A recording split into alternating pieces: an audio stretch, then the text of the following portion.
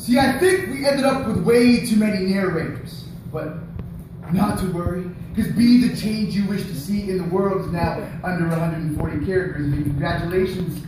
Our generation was able to make revolution into a vintage plaid shirt stuffed in a trash bag. I mean, all we had to do was buy one from a thrift shop, give it a filter and a hashtag, and voila, movement. I mean, we all wanted so badly for John Lennon to rise from the dead just so we could endorse the circular frame glasses in the iPhone 10. I mean, we all wanted to believe that he would launch his conscious folk duet project with Ono and Not Some Out, but then we had surprised when he gets a bunch of DUIs or releases a dance remix to Imagine featuring Dead Mouse, and we know disrespect.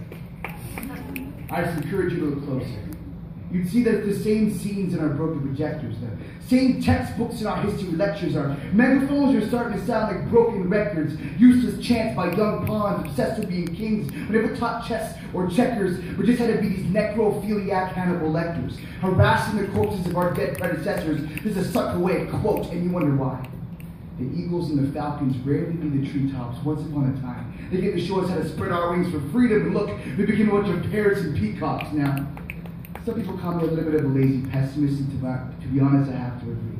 I used to be that kid waiting for someone to move me, but all I heard were these clowns yapping about some backwards movement blaring from my TVs, while these Bob Dylan and Bob Marley covers and cargo shorts. It was easier to be a hypocrite. We're clever enough now that we can flip history's script to remind us how ignorance is still bliss, because see, at this point, we're educated enough to understand the dreams that Martin Luther King Jr. was dreaming. Whether it's gunshots or crack rocks or lack of imagination, kids these days are still hardly sleeping. And when they are, it's some drug-induced slumber. And at that point, all they really notice is colors. So why do you expect us to share a vision if our idea of change is a scenic picture with a quote?